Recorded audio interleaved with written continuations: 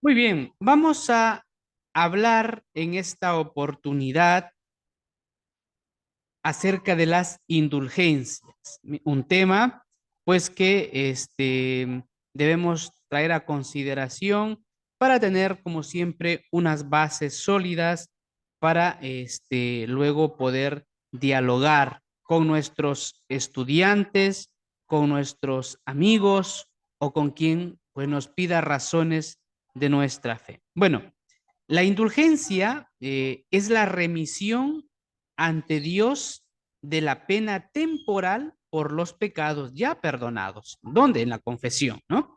En cuanto a la culpa, que un fiel dispuesto y cumpliendo determinadas condiciones consigue por mediación de la iglesia, la cual, como administradora de la redención, porque así la ha hecho Jesucristo, distribuye y aplica con autoridad el tesoro de las satisfacciones de Cristo y de los santos.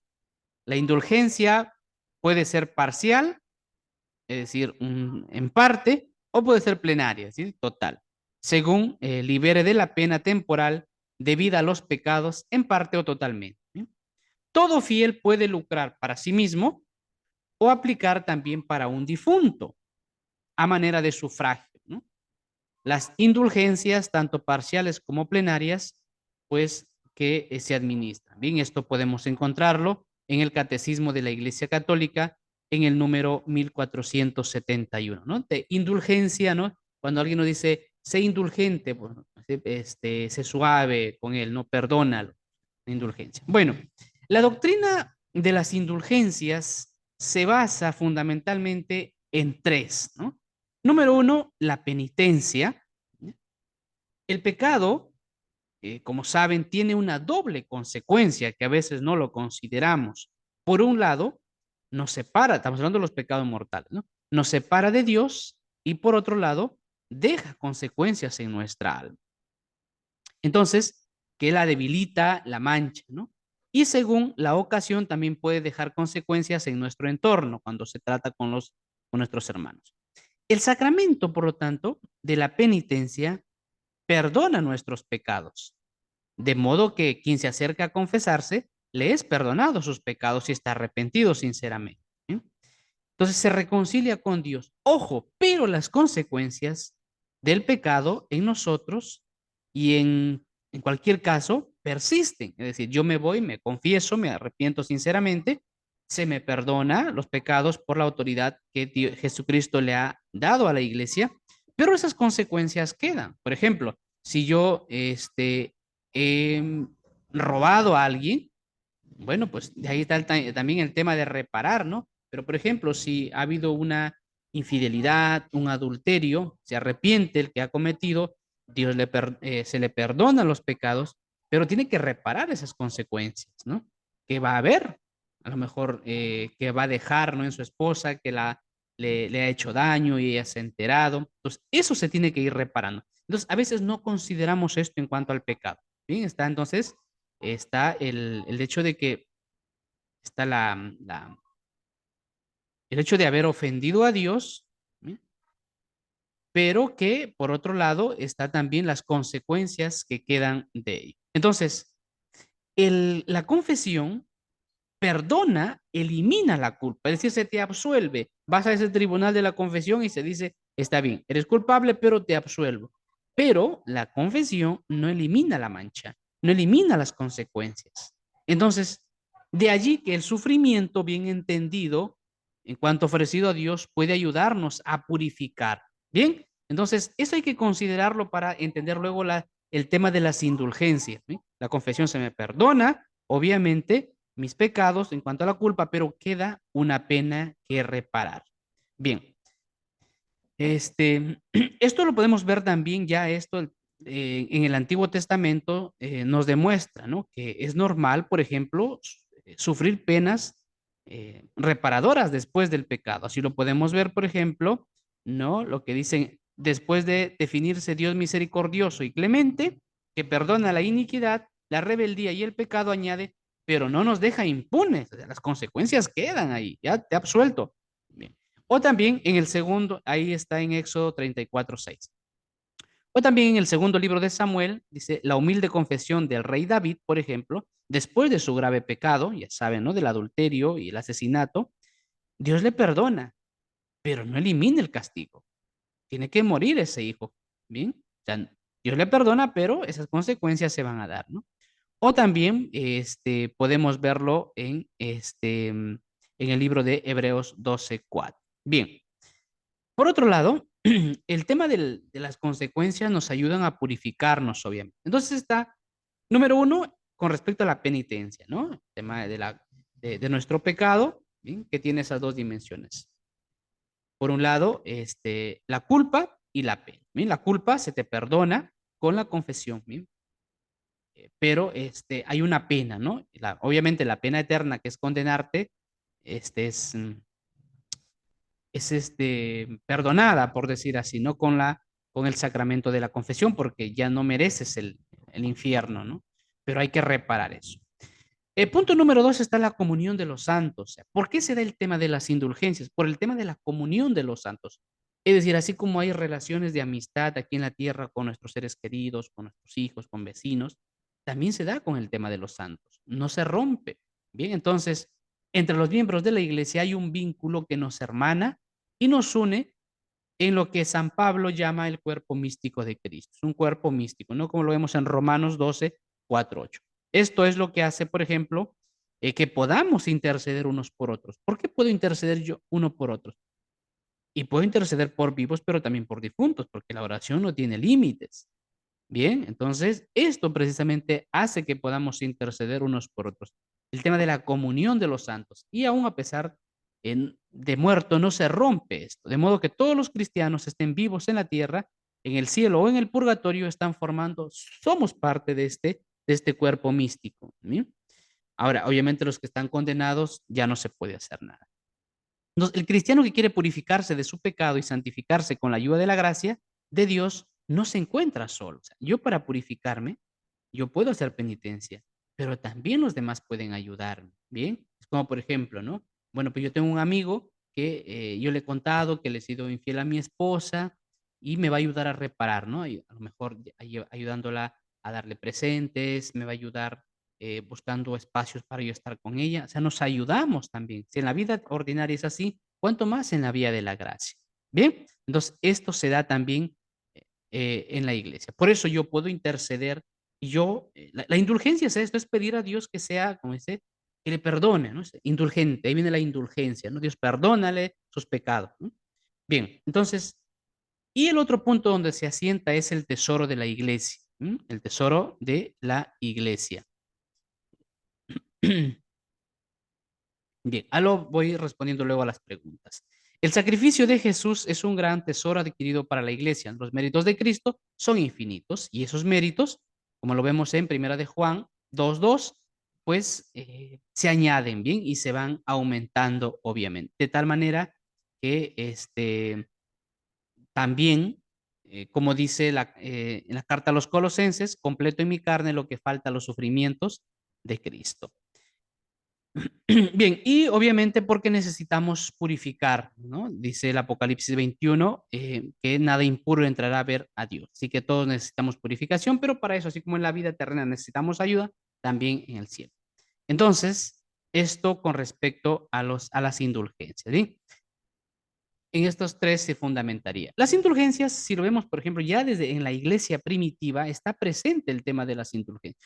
Los cristianos oraban unos por otros y oraban también por los difuntos, ¿no? Dice, la escritura dice que Dios dio la autoridad de perdonar los pecados a los hombres, en Mateo 9:8 dice. Y a los ministros de Cristo en particular. Jesús les dijo, como el Padre me envió, también yo los envío. Recibid el Espíritu Santo, eso lo vemos ya en el Evangelio de San Juan. A quienes perdonen los pecados les quedan perdonados y a quienes se los retengan les quedan retenidos. O sea, la iglesia tiene esa potestad. Ahora, si Cristo dio a sus ministros y sobre todo a Pedro la capacidad de perdonar las penas eternas, que se te perdona con la confesión esa pena eterna, ¿cuánto también, por supuesto que podrían también, diríamos, la pena temporal que merecemos, ¿no? Por nuestros pecados. Entonces también se da eso. Entonces, Yo os aseguro, todo lo que atéis en la tierra quedará atado en el cielo y lo que desatéis en la tierra quedará desatado en el cielo también, como dice Mateo 18:18. Bien, entonces, como queda claro por contexto, el atar y desatar cubren la disciplina de la iglesia y la disciplina de la iglesia involucra administrar y remover las penas temporales. Es decir, ese atar y desatar también es el remover esas penas temporales. Alguien está purificándose, pues sí, por intercesión de la iglesia, ¿no? De ser liberado de ello. Por tanto, el poder de atar y desatar incluye también la administración de las penas temporales. Obviamente, y así lo vemos, por ejemplo, ¿no? Una página de apologética.org que ofrece esta explicación, ¿no? Y desde el principio la iglesia reconoció la validez de orar por los difuntos. Siempre se ha orado por los difuntos, por su transición al cielo, ¿no? Después de muertos, tenemos inmediatamente presentarnos a Dios en un juicio particular, pues de donde viene nuestra, si diríamos nuestra alma va al cielo o se condena, ¿no? Y el purgatorio es ese estado intermedio de un tiempo distinto al que nosotros conocemos cronológico, donde el alma necesita purificarse. Eso significa entonces orar por la disminución o remisión de las penas temporales. La pena temporal es la que queda, ¿no? Es fruto de los pecados ya perdonados, porque con la confesión, pues, se te absuelve, ya no eres culpa de tu culpa, se te perdona la pena eterna de condenarte, pero queda esa pena temporal. Bien. Y lo vemos así en el libro, en el segundo libro de Macabeos, en el capítulo 12, vemos ahí cómo Judas Macabeo ora por los soldados caídos, ¿bien? Y reúne dinero, 2000 dracmas, y las envía al templo de Jerusalén para que los sacerdotes oren por estos difuntos. Pero ya están muertos, ya no se puede hacer nada. No, él ora para que Dios sea indulgente. Entonces, de alguna manera, está ganando indulgencia por estos difuntos que ya están muertos, están fríos, ahí tiesos. Pero Judas ora por ellos para ganar indulgencia. Y bueno, según el tema también de ofrecer una colecta. Bien, y esto porque Judas obviamente creía, ¿no? Que estos hombres este, podrían ser liberados, porque si estaban en pecado mortal y ya estaban en el infierno, no podrían salir. Pero Judas tenía esa esperanza, ¿no? Entonces está presente en el segundo libro de Macabeos, capítulo 12:42, ¿no? Como Judas gana indulgencias precisamente por estos difuntos, es la indulgencia, ¿no? Según la oración a unir un aporte económico. Entonces Judas no solamente oró por los muertos, sino que proveyó para ellos la entonces apropiada acción eclesial, ¿no? De disminuir sus penas temporales. Bueno, vamos a pedir por ellos, ¿no? Para que Dios sea indulgente con ellos. Bien, los documentos oficiales de la Iglesia, como la Constitución Apostólica sobre las indulgencias del Papa Pablo VI y el Código de Derecho Canónico y el Catecismo de la Iglesia Católica en el que estamos fundamentándonos, todos hacen notar que las indulgencias son aplicadas a difuntos por vía de oración, gracias a la comunión de los santos. Entonces, esa mala fama que se dio sobre todo en la época de la Revolución Protestante en el siglo XV, por el tema de las indulgencias, de cómo se podía ganar por un difunto, ¿bien? Ese escándalo fue una de las cosas que más ayudó a la sublevación precisamente, ¿no? De la revolución protestante. El problema es que el abuso, porque se hacía un abuso de las indulgencias y mal uso de la doctrina, no prueba su falsedad. O sea, no es que sea falso las indulgencias. Lo que prueba esos abusos es precisamente su abuso, no si es falso o verdadero. ¿Bien? O sea, este tema precisamente de la revolución protestante no prueba la falsedad, sino precisamente el mal abuso, perdón, el mal uso que se hacía de las indulgencias, ¿no? Hacerlo como muy monetario, porque saben ustedes que para ganar una indulgencia no solamente basta dar una moneda, hace falta unas disposiciones, fundamentalmente estar en gracia de Dios, estar sin pecado mortal, ¿bien? Y cumplir una serie de requisitos. O sea, no es que, ay, yo doy un dinero y ya me salvé, o ya salvé, voy a sacar el alma de mi abuelo que está en el infierno. No, eso no es verdad. ¿Bien? Entonces, eso quizá no se supo explicar en su momento por la falta de formación. Entonces, hay formas, ¿no? De purificarnos. En vida también, pero cuando ya estoy, obviamente, si estoy en el purgatorio no puedo hacer nada por mí mismo, pero gracias a la comunión de los santos, las demás personas, pueden ganar para mí, ¿no? Indulgencia. De hecho, en la misma Sagrada Escritura, por ejemplo, ¿no? Podemos encontrar en el Evangelio o bueno, podemos encontrar en Mateo 12, ¿no? 31, como dice el Señor, obviamente, dice, no hay pecados que son perdonados, que no son perdonados ni en esta vida ni en la otra. Consecuencia lógica es que hay pecados que son perdonados en esta vida y también en la otra. Cuando dice el Señor, hay pecados que no son perdonados ni en esta vida ni en la otra, quiere decir que si hay pecados que son perdonados en esta vida y también en la otra, el purgatorio, ¿no? Ahí está la base también bíblica del purgatorio. Aún después de muerto se puede liberar de estos pecados, ¿no? Mateo 12:31, ¿bien? Para que puedan ir tomando en cuenta esas citas bíblicas, ¿no? Mateo 12:31. Hay pecados que se pueden perdonar después en la otra vida. Me estoy purificando, entonces, igual que entonces, yo pido a Dios que sea indulgente, te ganando indulgencia, es una indulgencia, pedir a Dios que no le tenga, bueno, más que no le tenga en cuenta, que le perdone sus pecados o que esté con él. Bien, no estoy compartiendo, bien, estoy comentando un poquito este tema de las indulgencias. Bien, y luego también tenemos Santiago 5:16, la carta Santiago 5:16 habla también precisamente de esto, ¿no? De orar unos por otros. Y de acuerdo al cuerpo místico se puede orar también por los difuntos, porque no vamos a limitar el tema de la oración. Y al igual también, ¿no? Que en Primera Corintios 3:15, ¿no? Que dice que pues nuestras obras serán puestas al fuego, ¿no?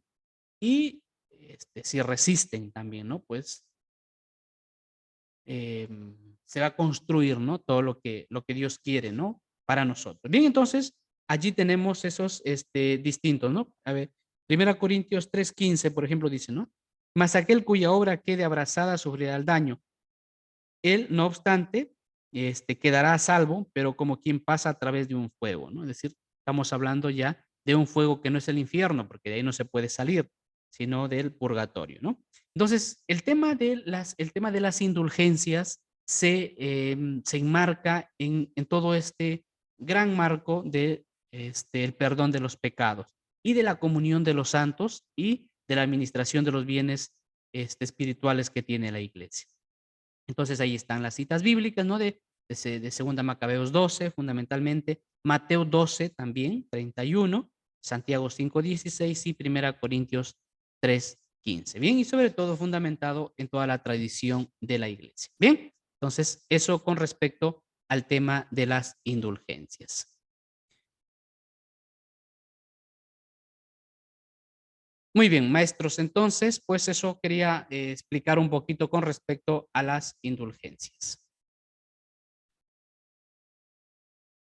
Mateo, segundo libro de Macabeos, capítulo 12, versículo del 40 hacia adelante.